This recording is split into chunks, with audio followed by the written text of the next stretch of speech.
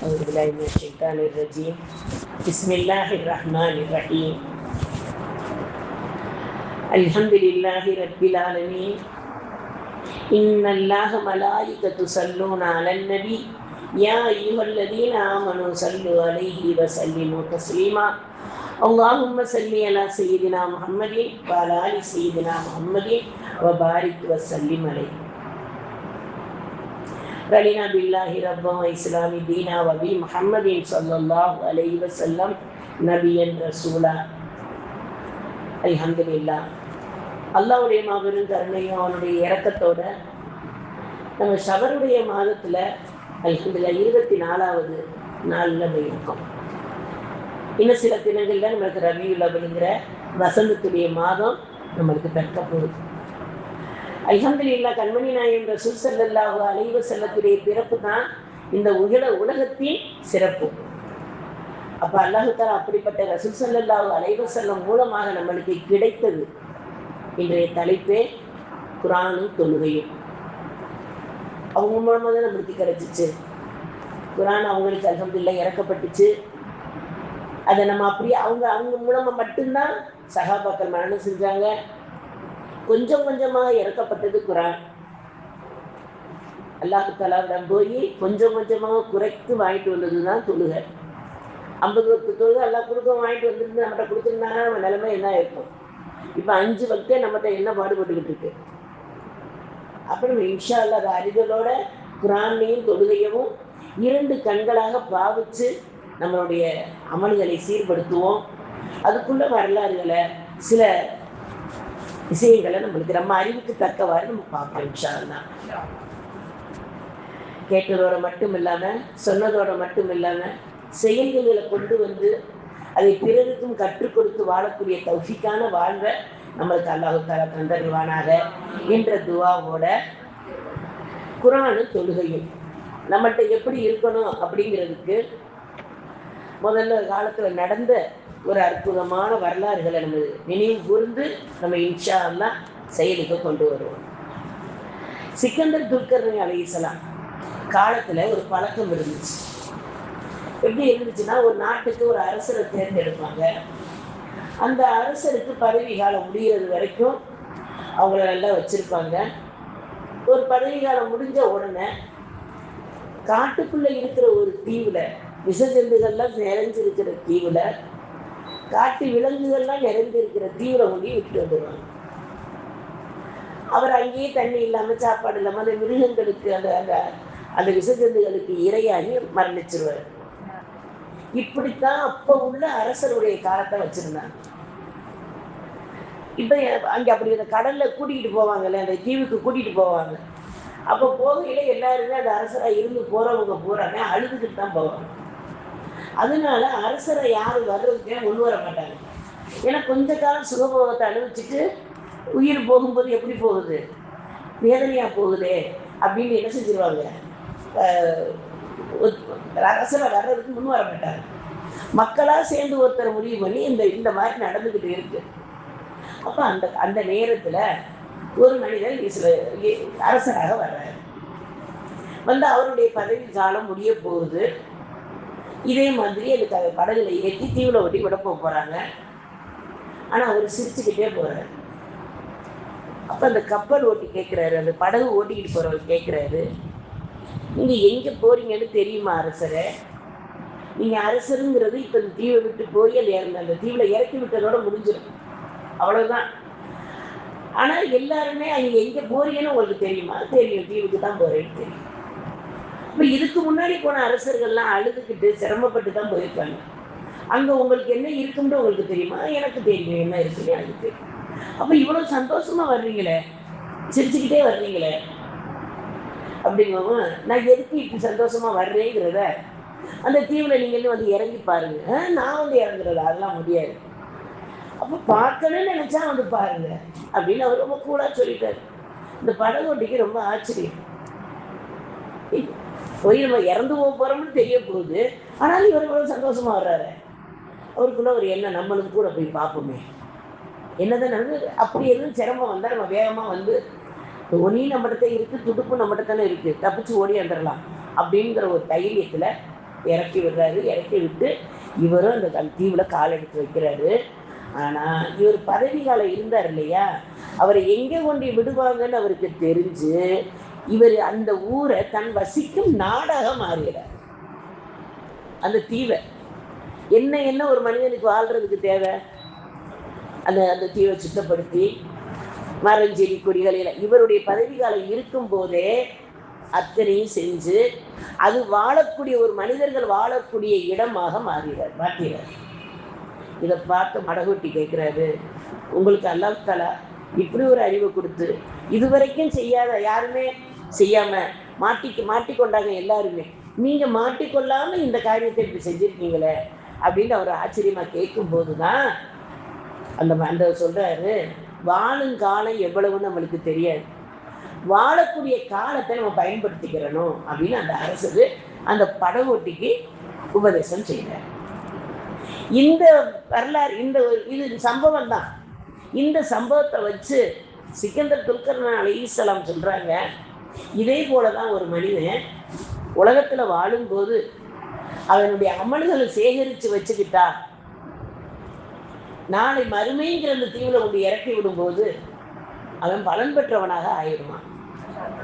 இந்த தீவில் நம்ம வாழ்கிற ஒரு காலங்களில் அதை பயன்படுத்தாமல் இருந்துட்டா எப்படி அந்த சிந்திக்காமல் வாழ்ந்த அரசர்கள் மாதிரி நாளைக்கு மறுமையில் சின்ன பின்னா பட்டு போயிடுவோம்.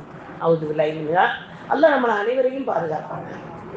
அப்போ இந்த உலகத்தில் நம்மளை பயன்படணும், நம்ம அறிவை கொண்டு அல்லாஹ் கொடுத்த வெறும் ஆற்றலை கொண்டு அவனுடைய மாபெரும் கருணையை கொண்டு நம்மளுக்கு கொடுத்த அறிவை வச்சு நம்ம பயன்படுத்தணும்டா முதலாவது குரான், இரண்டாவது தொழுகை.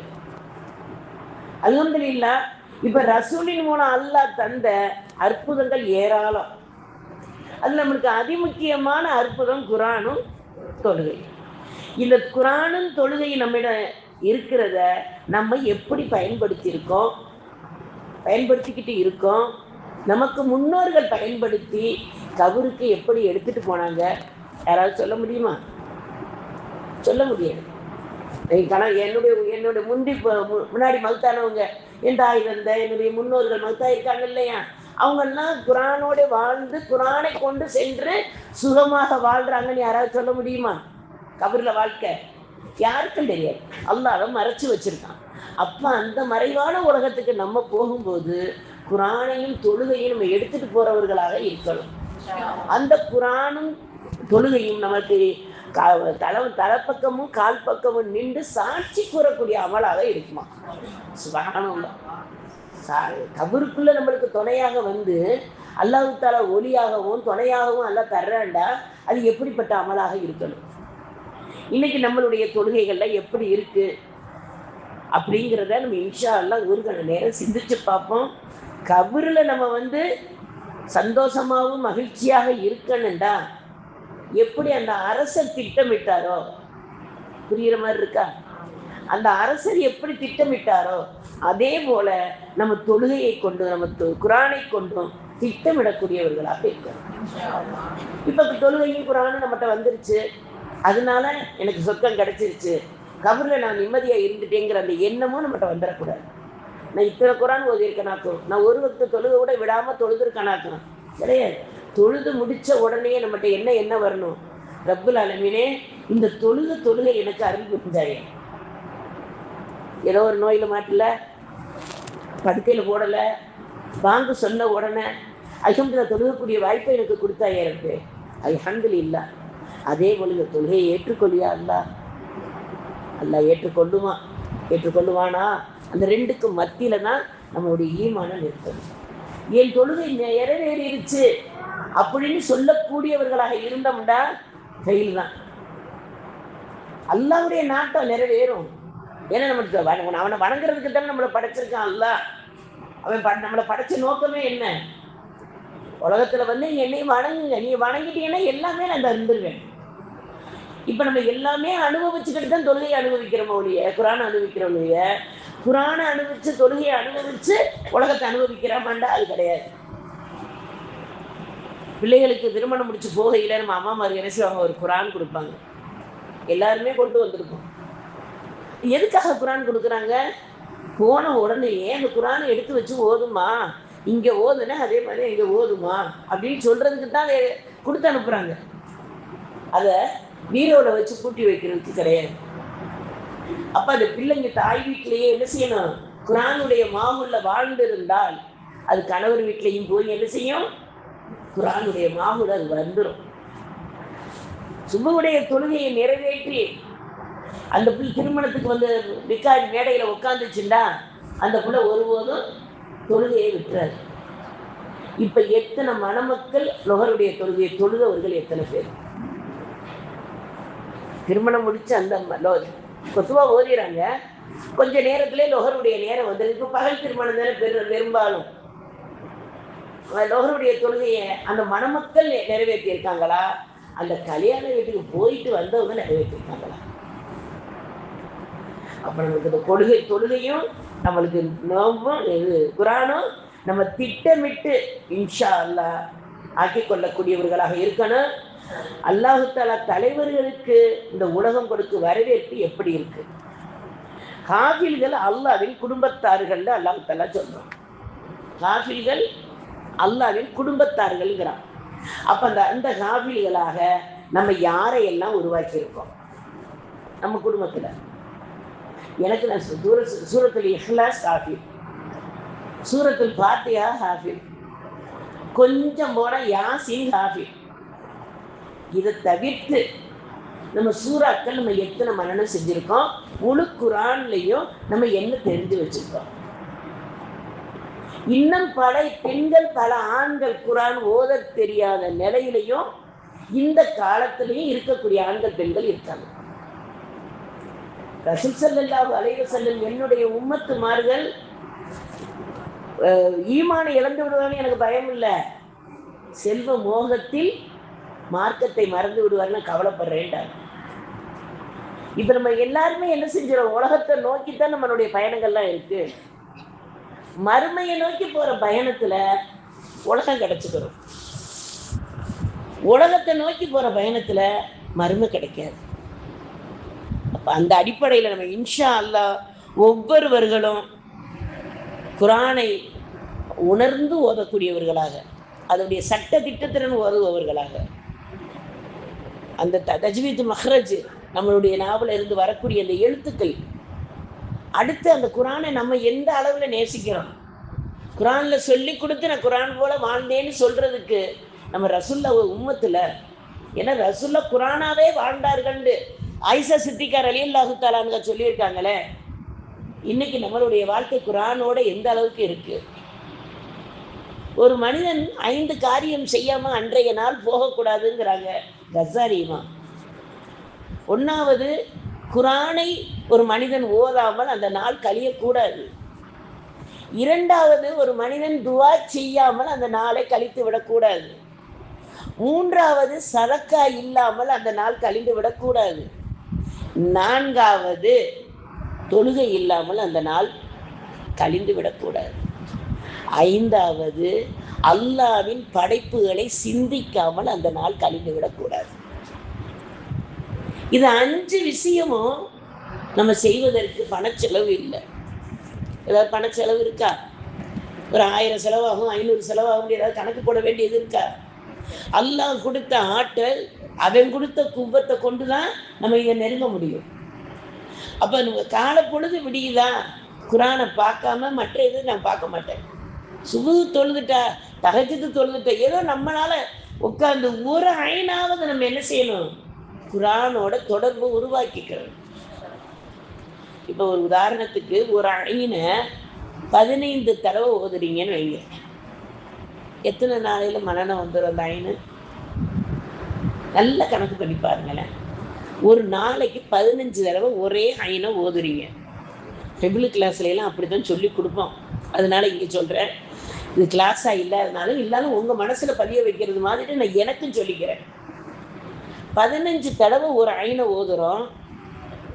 இப்போ நம்மளுக்கு தெரிஞ்ச மாதிரி தெரிஞ்ச சூறாக்குள்ளேயே போகுமே. சூரத்துல் ஃபாத்தியாவை 15 தடவை நான் ஓதுறேன். அது ஒரு ஐனு தானே. 15 தடவை நான் ஓதுறேன். 15 நாளையில் 150 தடவை ஓதியிருக்கேன். நல்ல யோசனை பண்ணி பாருங்க.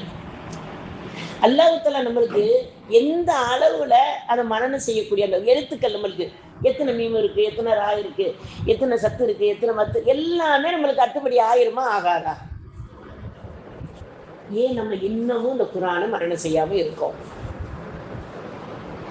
முழுசா குரான் பாராயணம் செய்யக்கூடிய பாக்கியத்தை அல்லாஹ் எல்லாருக்கும் கொடுக்கட்டும். அல்ஹம்துலில்லாஹ், நிறைஞ்ச துவா கேட்போம். ஆனா முயற்சியாவது பண்ணியிருக்கோமா? இன்ஷா அல்லாஹ் சிந்தித்து செயல்படக்கூடியவர்களாக இருக்கணும். அல்லாஹ் தஆலா 3 விஷயத்துக்கு பார்த்தாலே நன்மைன்னு நம்மளுக்கு சொல்லியிருக்காங்க. கண்மணி நாயகம் ரசூல் ஸல்லல்லாஹு அலைஹி வஸல்லம் சொல்லியிருக்காங்கல்ல, எல்லாருக்கும் தெரியும். முதலாவது தாய் தந்தை. அதில் ரசூல் ஸல்லல்லாஹு அலைஹி வஸல்லம் முதலாவதுன்னு சொல்லி தாய் தந்தையை சொல்றாங்க. தாய் தந்தையை பார்த்தாலே நன்மை. அதுங்க ஒரு சஹாபி கேட்குறாங்க, அது ஒப்புக்கொள்ளப்பட்ட ஹஜ்ஜு முறாவுடைய நன்மைண்டாங்க. ஒரு சஹாபி கேட்டாங்க, யார் ரசூலல்லாஹ் 100 முறை பார்த்தா 100 ஹஜ்ஜு நன்மை கிடைக்குமாண்டாங்க. அதுக்கு ரசூல் ஸல்லல்லாஹு அலைஹி வஸல்லம் சிரிச்சுக்கிட்டே சொன்னாங்களா, அல்லாஹ் கஞ்சன் இல்லையே.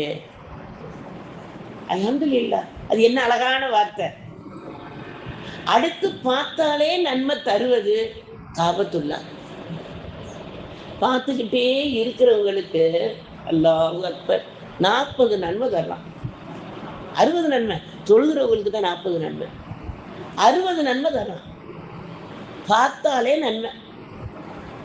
தவாப் செய்ய முடியலையா, ஆனால் உட்காந்து கொஞ்ச நேரம் அப்படியே பார்த்துக்கிட்டே இருந்தோம்டா நம்ம சிந்தனைகள் அல்லாஹு அக்பர் அது சிறகடிச்சு எங்கெங்கேயோ போய் நம்மளே நினைப்போம் அரசியலாம் சுற்றி வந்துருச்சு போல அப்படின்னு. அந்த அளவுக்கு நம்மளுக்கு சிந்தனைகளை அல்லாஹ் தஆலா வேகமாக கொடுப்பான். அதுலேயும் கவத்தில் பார்த்துக்கிட்டு மழை பெஞ்சிருச்சுன்னு வைங்களேன், அல்லாஹ் அந்த கற்பனைக்கு ஈடே இல்லை. அடுத்து பார்த்தாலே நன்மை தர்றது குரான். இப்போ நம்ம காபத்துள்ளாவை பல லட்சம் செலவழிச்சு தான் நம்ம போய் பார்க்க போகணும். தாய் தந்தை இருப்பவர்கள் அருகில வச்சிருக்கிறவங்க இந்த சிந்தனையோடையே பார்க்குறவங்க எத்தனை பேரும் நம்மளே யோசனை பண்ணிக்கிறோம். ஆண்கள் பெண்கள் 2 பேருக்கும் தான். அடுத்து நம்ம கையில எப்பவுமே பார்க்கக்கூடிய வாய்ப்பு எதுலமா இருக்குல்ல. அப்ப அப்படிப்பட்ட நன்மையை தரக்கூடிய அந்த குரானை நாம எப்படி பயன்படுத்திக்கிட்டு இருக்கோம்? உயரமான இடத்துல வைக்கிறதுக்கு பேர் தான் குரான் கிடையாது. உயர்வான ரப்புல் ஆலமீனுடைய வார்த்தை. அல்லாஹ் ஏன்ட்ட பேசுறான், யா அய்யுஹல்லதீன ஆமனுங்கிறான். நம்பிக்கையானவர்களே என்னைய பார்த்து கூப்பிடுறான். என்கிட்ட என்ன நம்பிக்கை? அவன் நம்பிக்கை நான் நிறைவேற்றி இருக்கேன். அதை ஒரு கண நேரம் என்னையவே நான் உள்வாங்கி அல்லாஹ் தஆலா நம்மளை எல்லாரும் மனிதர்கள்ங்கிறான். நம்மளை பார்த்து யா அய்யுஹல் நாஸ் அப்படின்னு நல்லா கூப்பிடுறல்ல, மனிதர்கள்ங்கிறான். நம்மளுக்கு அவனுக்கு நம்பிக்கைக்குரிய மனிதர்களாக நம்ம எந்த விதத்துல இருக்கோம்? அப்படிப்பட்ட அந்த குரானை இன்ஷா அல்லாஹ் நம் நேசிக்கக்கூடியவர்களாக இருப்போம். அல்லாஹ் அந்த குரான் ஓதுவதினால கண்மணி நாயகம் ரசூல் ஸல்லல்லாஹு அலைஹி வஸல்லம் எப்படி ஆனந்தம் அடைஞ்சாங்க, சஹாபாக்கள் எப்படி ஆனந்தம் அடைஞ்சாங்க. அபு மூசா அஸ்ஸரி ரலியல்லாஹு தஆலா அன்ஹு அவங்களுடைய குரல் அவ்வளோ அழகா இருக்குமா. ரசூல் ஸல்லல்லாஹு அலைஹி வஸல்லம் சொல்லுவாங்களாம், தாவூத் அலைஹிஸ்ஸலாத்துடைய குரலை கேட்க வேண்டும் என்று ஆசைப்பட்டீர்கள் என்றால் அபு மூசா அஸ்ஸரி ரலியல்லாஹு தஆலாவுடைய குரலை கேட்டுக்கொள்ளுங்கள்னு வாங்கலாம். தாவூத் அலைஹிஸ்ஸலாம் 70 வகையான கிராத்து ஓதியிருக்காங்க சபுர் வேதத்தை. அந்த கிராத்துடைய அழகை அபு மூசா அஸ்ஸரி ஓதுறதில் நீங்கள் கேட்டுக்கங்கன்னு ரசூல் ஸல்லல்லாஹு அலைஹி வஸல்லம் சொல்கிறாங்க. அந்த அப்படி ஓதுனவங்க ஆனந்தம் அடைஞ்சது எதெல்லாம் அவங்களுக்கு கிடைச்சிருக்கு. இப்போ உள்ள காலத்தில் வசதிங்கிறத நம்ம எதை நினச்சிக்கிறோம்? வீடு வாசல், சொத்து சுகங்கள், நிறைய பிள்ளைங்க, எல்லாம் கரெக்டாக இருக்கு. அவங்க ரொம்ப நல்லா இருக்காங்கப்பா. ஆனால் அப்போ உள்ள சகாபாக்கள்லாம் எதை வசதியாக எடுத்தாங்க தெரியுமா? குறைவான விஷயத்தில் நிறைஞ்ச பரக்கத்து. வேலை பார்த்துட்டு வந்தா அல்லாஹ்வை வணங்கும் போது இருக்கக்கூடிய ஆஃபியத்து. அவங்கெல்லாம் என்ன வேலை பார்த்தாங்க? நம்மள மாதிரியா பட்டனை தட்டி விட்டு எல்லாமே அனுபவிச்சுக்கிட்டு இருந்தாங்களா? காற்று வரலண்டா விசிறி எடுத்து வீசக்கூட, விசிறி வாங்க கூட அவங்கள்ட்ட அந்த நேரத்தில் அல்லாஹ் தஆலா செல்வத்தை கொடுக்கல. அல்லாஹ் தஆலாவுடைய நாட்ட பிறகு அதையெல்லாம் அவங்க ஏத்துக்கிட்டதுனால இன்னைக்கு அவங்கள பத்தி பேசுறோம். இப்ப நம்ம காலத்துல நம்ம எவ்வளவு வசதி வாய்ப்போட நம்ம வாழ்ந்துகிட்டு இருக்கோம். ஃபேன் இருந்தா ஏசி எதிர்பார்க்குது, ஏசி இருந்துட்டா கொஞ்ச நேரம் ஆயிட்டா குளிர் ஒரு பெட்ஷீட் வேணுங்குது. எத்தனையோ வசதிகள் இருந்தாலும் அந்த வசதி மீறி மீறி மீறி அடுத்த வசதியை நம்ம ஆசைப்படுறோம். அப்ப அல்லாஹ் தஆலா அந்த குர்ஆனை கொண்டு பரக்கத்தையும் ஆஃபியத்தையும் தௌலத்தையும் ஜன்னத்தையும் ஷஃபாஅத்தையும் ரஹ்மத்தையும் அல்லாஹ் வாரி வழங்குறதுக்கு அல்லாஹ் ரெடியாக இருக்கான். இன்னைக்கு நம்ம வாங்குறதுக்கு ரெடியா இருக்கமா? இப்ப நமக்கு கவர்மெண்ட்ல இருந்து 5000 ரூபா ஒன்று வீடு வீடா கொடுக்க வர்றாங்கன்னு ஒரு அறிவிப்பு வரட்டுமே, நம்ம போய் வாங்கல, ஒரு கற்பனை தானே. வீடு வீடா கொண்டாந்து கொடுக்க வர்றாங்க. எவ்வளவுமா? 5000 நம்ம ஆயில் பூரா வச்சிருப்போமா? இப்போ உள்ள காலத்துல அது எத்தனை நாள் இருக்குன்னு கூட தெரியாது. நிமிடங்கள்ல கூட செலவழிச்சிடலாம். புரிஞ்சுல? எவ்வளவு கதவை திறந்து வச்சுக்கிட்டு எப்படி உட்காந்துருப்போம்? அக்கம் பக்கத்துல கேட்போமா இல்லையா? ஏம்மா உங்க வீட்டுக்கு வந்துட்டாங்களா? இன்னும் வரலையா உங்க வீட்டுக்கு? உங்ககிட்ட வந்த உடனே எனக்கு சொல்லிருங்க. இந்த பேச்சாதான் இருக்கும். ஆனா ரப்புல் ஆலமீன் அரிஷுடைய வாசலை திறந்து வைத்து நம்மளுக்கு இவ்வளவையும் தாரேங்கிறானே, ரசூல் ஸல்லல்லாஹு அலைஹி வஸல்லம் முஹப்பத்தோட உங்களுக்கு தாரேங்கிறானே, அதை வாங்குறதுக்கு நம்ம எத்தனை பேர் ரெடியா இருக்கோம்? இதை ஒரு கண நேரம் சிந்திச்சு பார்த்து நம்மளுடைய வாழ்க்கையை இன்ஷா அல்லாஹ் சீராக்கி கொள்ளக்கூடியவர்களாக இருக்கும். இப்னு அப்பாஸ் ரலியல்லாஹு தஆலா ஒருவர் வந்து சொல்றாங்க, நீங்க பொய்யே பேசியது இல்லையா? ரசூலுல்லாஹ்ட்டே வாழ்வீங்களே, நீங்க பொய்யே பேசியது இல்லையா அப்படின்னு கேட்குறாங்க. குர்ஆனை வைத்து தான் பதில் அளிப்பீர்களாமே, குர்ஆனுடைய சட்டத்திட்டத்திலாம் பதில் அளிப்பீங்களாமே, எனக்கும் பதில் அளிங்க பார்ப்போம் அப்படின்னு சொல்லிட்டு அந்த மனிதர் உங்களுக்கு இப்னு அப்பாஸ் ரலியல்லாஹு தஆலாவுடைய நேர உட்காந்துறாரு. இப்ப சொல்லிட்டு சொல்றாங்க, என் மனநோயை நீக்கினால் ஈமான் கொண்டு விடுவேன். என்னுடைய மனசு நோயை நீக்கிட்டீங்கடா, நான் ஈமான் கொள்ளுவேன். என் மனநோய்க்கு மருந்து குர்ஆன்ல இருக்கா அப்படின்னு அவர் கேட்கிறாரு. இப்ப அவங்க இப்னு அப்பாஸ் ரலியல்லாஹு தஆலா சொல்றாங்க, இருக்கு. அப்ப அதை எனக்கு அந்த மருந்தை தாங்க. கொஞ்ச நேரம் இப்னு அப்பாஸ் ரலியல்லாஹு தஆலா அந்த இடத்துல அமர்ந்து அந்த கேட்டு வந்த மனிதர்களையே பார்த்துக்கிட்டே இருக்காங்க. அவங்க ஏன் பார்க்குறாங்கன்னு இவங்களுக்கு தெரியல. கன்னத்தில் கை வைக்க கூடாதுமா. இப்போ அடுத்து என்ன செய்கிறாங்க, அந்த மனிதர் நிமிர்ந்து பார்க்குறாங்க, என்ன இவர் பார்த்துக்கிட்டே இருக்காரு, என்ன வைத்தியம் கேட்டோம் ஒன்றும் சொல்லவும் இல்லை. மாத்திரை நம்மளாம் இவ்வளவு மாத்திரை எழுதி போட்டால் தான் நம்ம நோய் குணமானது மாதிரியே நினைப்போம். ஒரு 5 மாத்திரையாவது போடணும், அப்போ தான் திருப்தியே வரும். ஆனால் அதே மாதிரி இவர் நினைச்சிருக்காரு, இவர் மனநோய்க்கு மருந்து கேட்டோம், இவர் ஒன்றுமே கொடுக்க காணாங்க, என்ன கொடுக்க போறாருன்னு தெரியலேன்னு பார்த்துக்கிட்டே இருக்காங்க. கொஞ்ச நேரம் ஆச்சு. அந்த மனிதர் சொல்றாங்க, அந்த கேட்ட மனிதர் சொல்றாங்க, புரிகிற மாதிரி இருக்காமா? கேட்ட மனிதர் சொல்றாங்க, என்னமோ தெரியல, என் மனசு அமைதியா இருக்கு, வரும்போது இருந்த குழப்பம் இல்லை. நீங்க இப்ப என்ன பண்ணீங்க? என்னை பார்க்கத்தானே செஞ்சீங்க, ஆனா எனக்கு வந்து கொஞ்சம் மன அமைதியா இருக்கேன். அப்போ அவங்க சொன்னாங்க, நீ குர்ஆன் ஓத தெரியுமாப்பா உனக்குன்னாங்க. தெரியாது. அந்த மனிதர் சொன்னது. அப்போ உனக்கு மனநோய் உன்னை பிடிச்சி தான் இருக்கும். உன் மனநோய் விலகிறதாக இருந்தா நீ குர்ஆன்ல உள்ள அலம் நஸ்ரத்து சூறாவை அதிகமாக ஓதிக்கொண்டா உன் மனநோய் விலகும். சுப்ஹானல்லாஹ். மனநோய் விலகிறதுக்கு அலம் நஸ்ரத்து சூறாவை ஓதுனா மனநோய் விலகும். இன்னைக்கு நம்ம மனநோய் இல்லாதவங்க எத்தனை பேர் இருக்கோம்? மனசு சரியில்லைன்னு சொல்லையில அலம் நஸ்ரத்து சூறாவை ஓதி நெஞ்சில ஊதிட்டு அடுத்த யார்ட்டையே சொல்ல வாய் வருமா? நிச்சயமா வராது. வராது. ஏன்னா மருந்து மாத்திரை போட்டுட்டேன். அப்ப நம்ம இன்ஷா அல்லாஹ் ஒவ்வொருவர்களும் எல்லா விஷயத்துக்குமே மருந்து அல்லாஹ் வச்சிருக்கான். இப்ப ஒரு உதாரணத்துக்கு சொல்ல, நினைவாற்றல் வருவதற்கு இப்ப நம்ம மதரசாக்கள்லாம் பிள்ளைகளை வந்து சேர்க்க வரும்போது ரப்பி சிறகுலி சதுரிலாம் சொல்லிக் கொடுப்போம், ரப்பி சிறுனி எளிமா சொல்லிக் கொடுப்போம். சொல்லி கொடுக்கும் போதே மதரசா வச்சு நடத்துகிறவங்களுக்கு எல்லாருக்குமே தெரியும், நம்ம புதுசாக எதுவும் சொல்ல போகிறது இல்லை, போனவங்களுக்கும் தெரியும், அங்கே சொல்லி கொடுத்துருப்பாங்க. அலம் நஸ்ருக்கு சூறாவை 3 தடவை ஓத சொல்லுவோம். நினைவாற்றல் பெருக. அதில் முக்கியமாக ஒரு வார்த்தையால் 2 தடவை திருப்பி திருப்பி சொல்லியிருக்கேன் இல்லையா, இன்னமால் உசுரி உசுரன் இன்னமால் உசுரி உசுரா. கஷ்டத்தில் தான் லேஸ் இருக்குது. மதரசாவுக்கு போகிறதுக்கு கஷ்டம், போயிட்டா லேஸ். கற்றுக்கொள்வது எல்லாம் கஷ்டம், கற்றுக்கொண்டா லேஸு. அந்த மாதிரி எல்லா நேரத்திலையும் நம்ம சோம்பேறித்தனம் போகிறதுக்கு, உடல் சோர்வு போகிறதுக்கு, நம்மளுக்கு ஒரு சிம்பிளாக பார்த்தா எல்லாத்துக்கும் மாத்திரை மருந்து நம்மளுக்கு எல்லாம் தந்துடலாம். இதை இவன் அப்பாஸ் ரலியல்லாஹு தஆலா அவங்களுக்கு ஒரு விஷயமா சொல்லி கொடுக்குறாங்க. அதை கேட்டுட்டு அந்த மனிதர் போகும்போது குரான்ல பாதியை மனனம் செஞ்சு போனாராம்.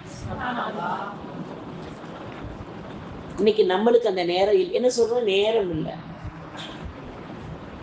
சொல்லுவாங்க, படுத்தவனுக்கு பாயே பகை, நடந்தவனுக்கு நாடே உறவு. ஒரு பழமொழி சொல்லுவாங்கல்ல. படுத்து கிடந்தவனுக்கு இந்த நேரம் நம்ம படுத்து இருந்தோம்டா போகாத நேரம், மஜ்லிஸுக்கு வந்தது இந்த நேரம் போகுமா? அல்லாஹ் போகிற நேரத்தை எப்படியும் போக்கிடுவான். அல்லாஹ் நம்மளை இங்கே ஒன்று கூடியிருக்கானே, இந்த ஒன்று கூட்டின அல்லாஹ் நம்மளை கைவிட மாட்டாங்கிற ஒரு உறுதி வரணும்ல. இன்ஷா அல்லாஹ் அதை மனதில் ஆழ பதிய வைப்போம்.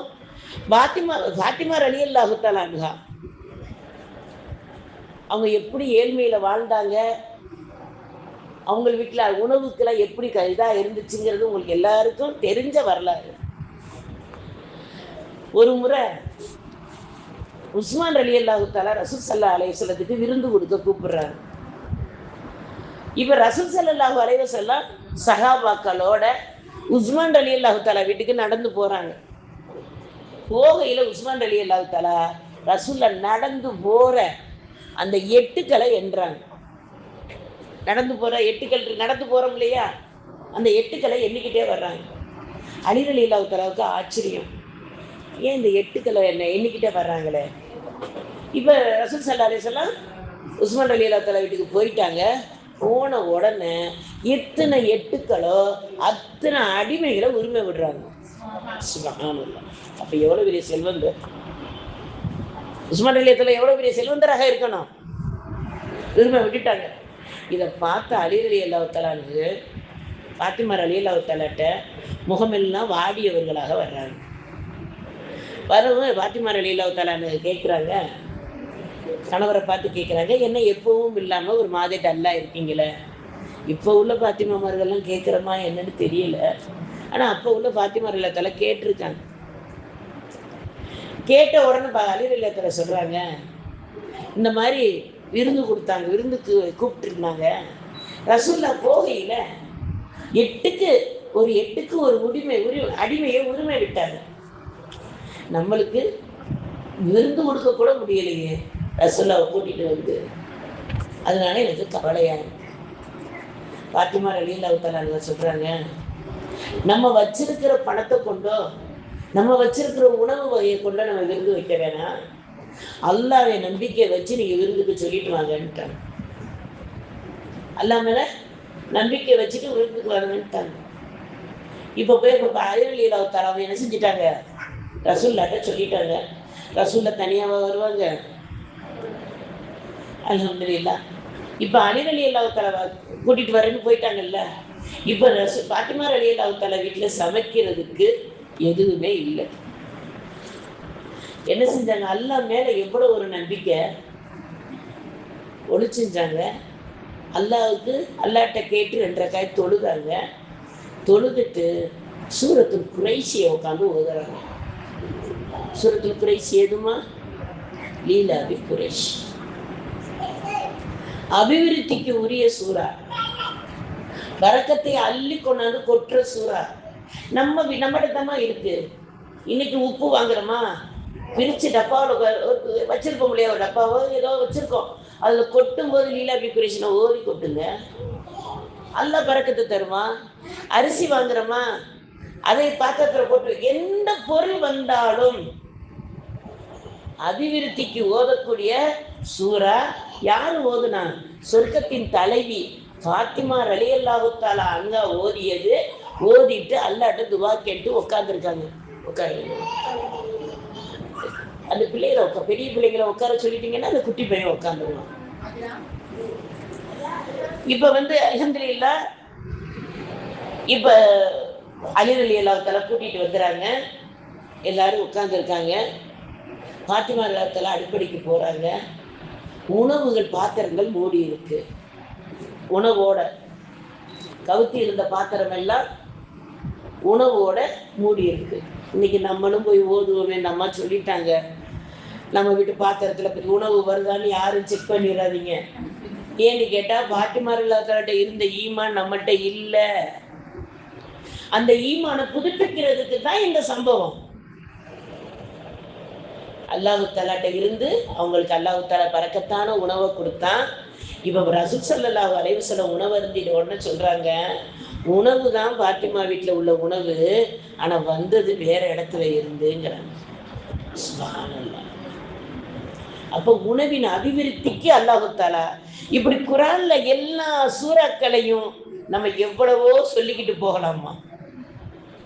பக்ரா சூராவுடைய கடைசி 2 ஆயத்தை ஓதி நம்ம வீட்டில் அல்ஹம்துலில்லாஹ் கதவை மூடும்போது சைத்தானுக்கு இரும்பு வளையம் விட்டது மாதிரி இருக்குமா. அதையும் மீறி உள்ள உட்காந்துறானே அப்படின்னு நம்ம நினைச்சோம்டா ஓதுனவங்க எல்லாரும் இருப்போம். அதையும் மீறி வீட்டில் பிரச்சனை வருதே அப்படின்டா ஓதுனதுலதான் குறைய ஒழிய அந்த ஆயத்துல குறை கிடையாது. அதை நம்ம புரிஞ்சுக்கணும்.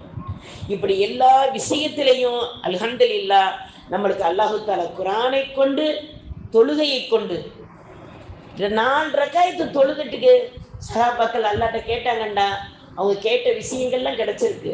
ஆனால் அவங்க துனியாவை கேட்கவே இல்லை. எனக்கு 2 லட்சத்தை தா, 1 லட்சத்தை தா, எனக்கு வீட்டை தா, வாசலை தா, எனக்கு காரை தா, அதை தா, எதுவுமே கேட்கல. இன்னைக்கு நம்ம கையேந்தினால என்னம்மா கேட்குறோம்? நல்ல யோசனை பண்ணி பாருங்க. அப்புறம் இன்ஷா அல்லாஹ் ஒவ்வொருவரும் ரசூல் ஸல்லல்லாஹு அலைஹி வஸல்லம் செல்வத்தை கேளுங்கன்னு இருக்காங்க.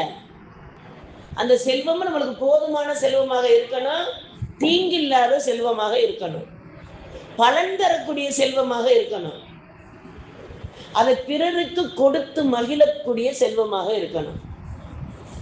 செல்வத்தில் எத்தனை வகை வருதுன்னு பாருங்க. அப்ப அந்த அடிப்படையில் நம்ம இன்ஷா அல்லாஹ் ஒவ்வொருவர்களும் அந்த குர்ஆனை நேசித்து தொழுகையுடன் குர்ஆனை இணைத்து கொண்டு வருபவர்களாக இருக்கணும். குர்ஆனோட தொழுகையா, தொழுகையோட குர்ஆனா, இந்த ரெண்டையும் இணைஞ்சாதான் தொழுகையே. சூரத்துல் ஃபாத்திஹா ஓதாம தொழுதோம்னா தொழுது கூடுமா? கூடாது இல்லையா? வேற எதையாவது நான் ஓதுனேன் அப்படின்னு சொன்னா தொழுக கூடிருமா? அப்ப இந்த சூரத்துல் ஃபாத்திஹாவை நான் தவறு இல்லாம ஓதுறேன்னான்னு எனக்கு தெரியணும் இல்லை. ஓதக்கூடிய எனக்கு அந்த சூரத்துல் ஃபாத்திஹாவை தவறு இல்லாம ஓதுறேனா அப்படின்னு எனக்கு தெரியணும் இல்லையா? அதுக்குத்தான் குர்ஆனுடைய தொடர்பு நம்மகிட்ட எப்பவுமே இருந்துகிட்டு இருக்கணும் அப்படின்னு நம்ம மனசுல இன்ஷா அல்லாஹ் ஆளை பதிய வைக்கக்கூடியவர்களாக இருக்கும். இப்ப அதே மாதிரி குர்ஆனை எடுக்கும்போது இன்ன காரியத்துக்காகத்தான் நான் குர்ஆன் ஓதுறேன்னு நம்ம வச்சிடக்கூடாது.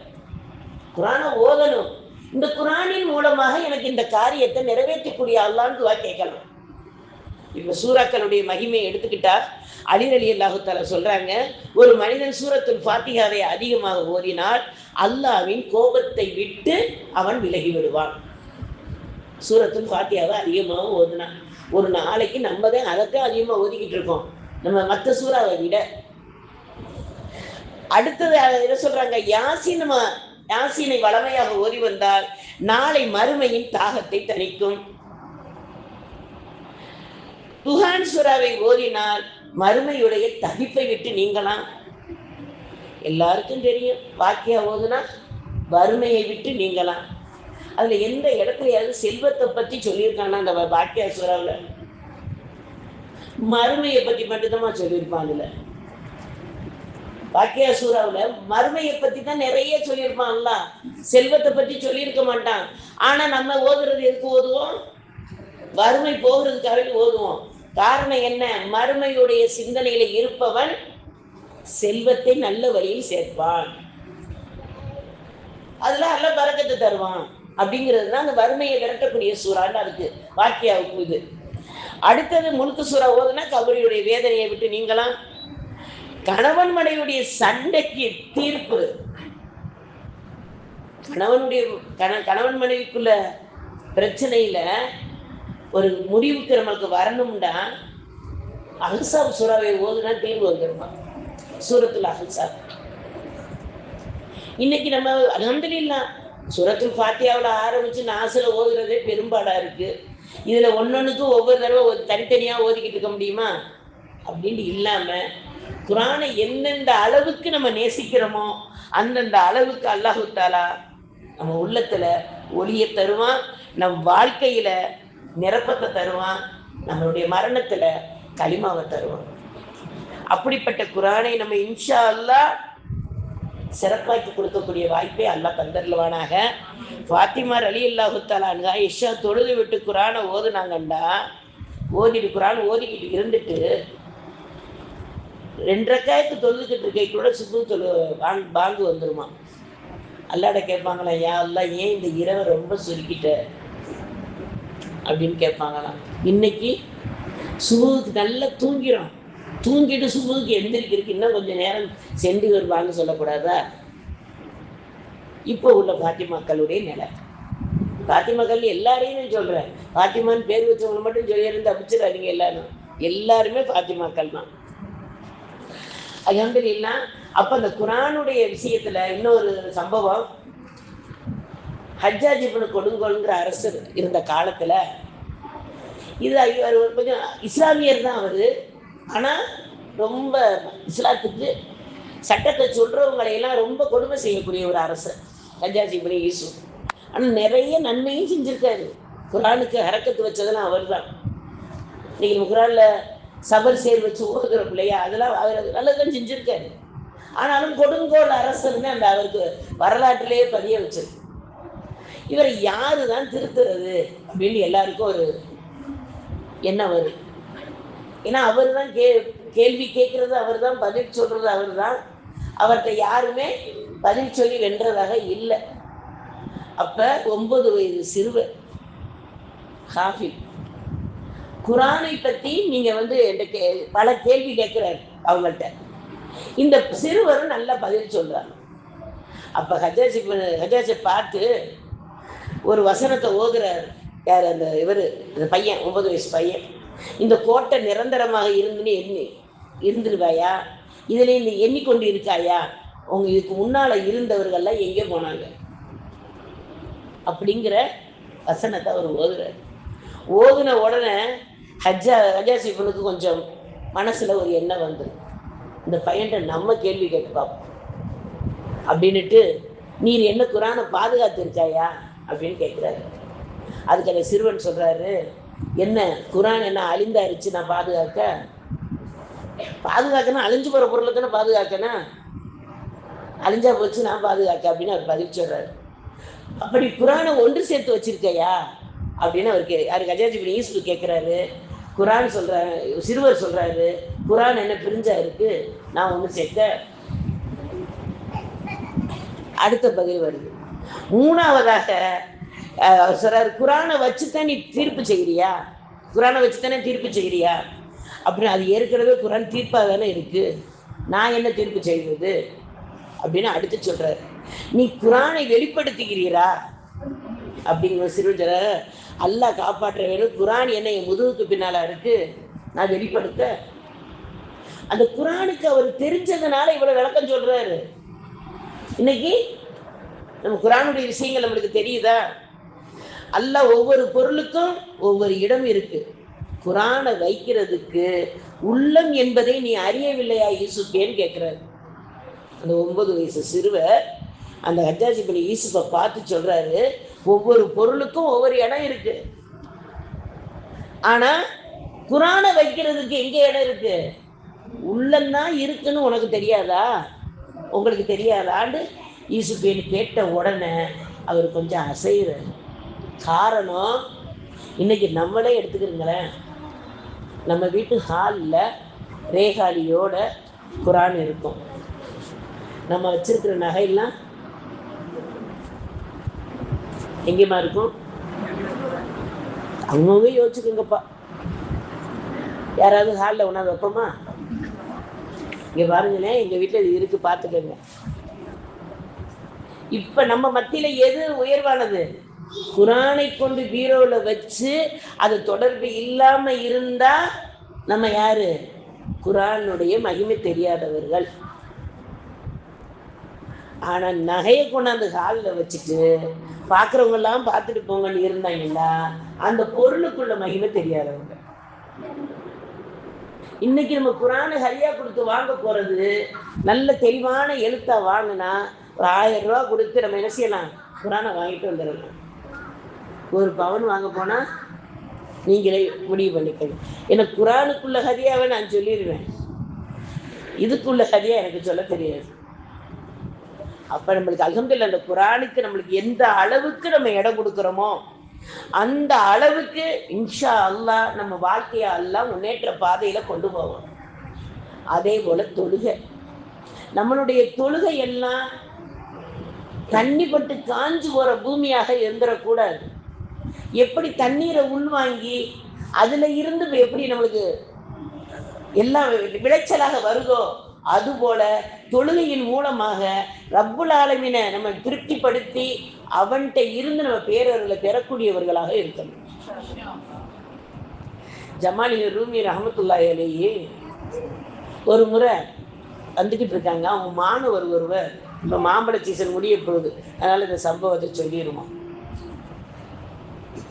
ஒரு மாம்பழத்தை நல்லா ரசித்து சாப்பிட்டுக்கிட்டு இருக்காரு. ஜமால் ரூமி ரஹமத்துல்லாஹி அலைஹி சொல்றாங்க, ரொம்ப ருசியாக இருக்காப்பா அப்படின்னு கேட்குறாங்க. ஆமாம், நல்ல ருசியாக இருக்குது, தரவா உங்களுக்கு?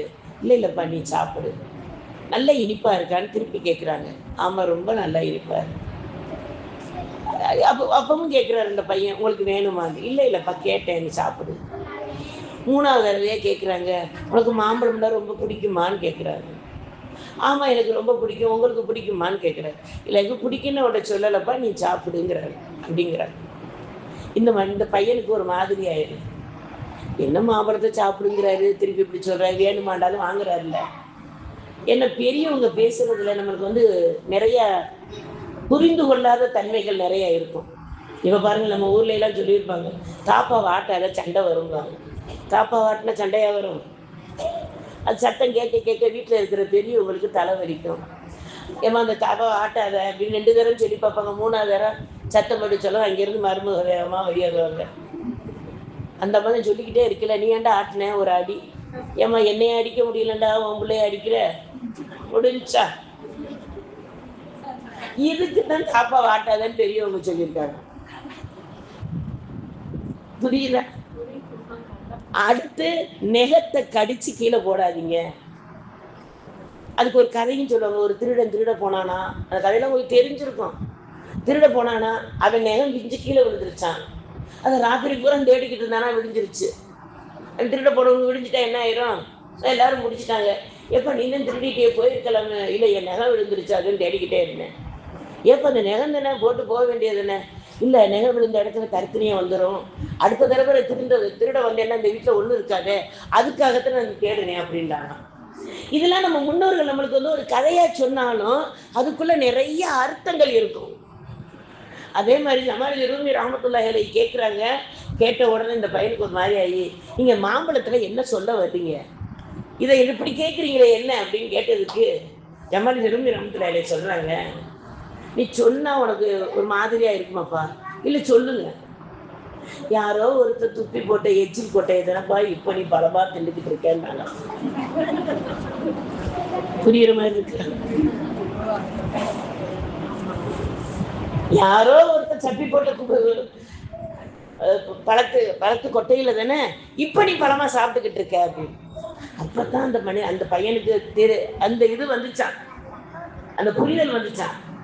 அதுல இருந்து நம்மளுக்கு ஒரு யானை வருது இல்லையா, உலகம் அதுதான்மா. இப்ப நம்ம தொழுகைன்னு எடுத்துக்கிறோம், நம்மளுக்கு முன்னோர்கள் சொல்லி கொடுத்த வழிமுறை, கண்மணி நாயகம் ரசூல் ஸல்லல்லாஹு அலைஹி வஸல்லம் தொழுது காட்டிய வழிகள். இன்னைக்கு நம்ம சப்புல எப்படி நிக்கிறோம், எப்படி தொழுகிறோம். அல்ஹம்துலில்லாஹ் நம்மளுக்கு வார வாரம் 2 வக்து தொழுகைய ஜமாத்தோட தொழுகக்கூடிய பாக்கியத்தை நம்மளுக்கு தந்திருக்கான். பெண்களுக்கு ஜமாத்து இல்லை, இப்ப நம்ம தனியாகவும் தொழுகலாம். ஆனா இக்காமத்து சொல்லி நம்மளுக்கு அல்ஹம்துலில்லாஹ் வசதி இருக்கும்போது நம்ம இதை தவற விடக்கூடாதுன்னு தானே நம்ம தொழுகிறோம். அப்ப நம்ம இமாமை பின்பற்றி தக்பீர் கட்டுகிறேன்னு எத்தனை பேர் சொல்லி தக்பீர் கட்டுறோங்கிறத நம்ம புரிஞ்சுக்கிறோம். வந்த உடனே அல்லாஹ்வுக்கு நம்ம தக்பீர் கட்டுறோமா, இமாமை பின்பற்றி நம்ம சொல்ற டயம் நமக்கு ஒதுக்கி இருக்கோமா? தொழுகைங்கிறது சாதாரண கிடையாதுமா. நம்ம அல்லாட்ட பேசணுமா, தொழுகை நின்றணும். அல்லாஹ் நம்மகிட்ட பேசணும்னா குரானை எடுத்துடணும். அப்ப தொழுகையும் குரானும் நம்மளுக்கு 2 கண்களை போல. அந்த தொழுகையை நம்ம நேசிக்கக்கூடியவர்களாக எப்படி இருக்கமோ அதே மாதிரி குரானை சுவாசிக்கக்கூடியவர்களாக இருக்கணும். அல்ஹம்துலில்லாஹ் அந்த குரானை நம்ம இன்ஷா அல்லாஹ் எப்படி தொழுதுகிட்டு இருக்கோம், ஓதிக்கிட்டு இருக்கோம், எப்படி நம்ம தொழுகையை நம்ம தொழுதுகிட்டு இருக்கோம். இப்ப ரமலான்ல இருந்த ஒரு இஸ்கு, ரமலான் போய் நம்மகிட்ட 5 மாசம் ஆயிடுச்சுமா.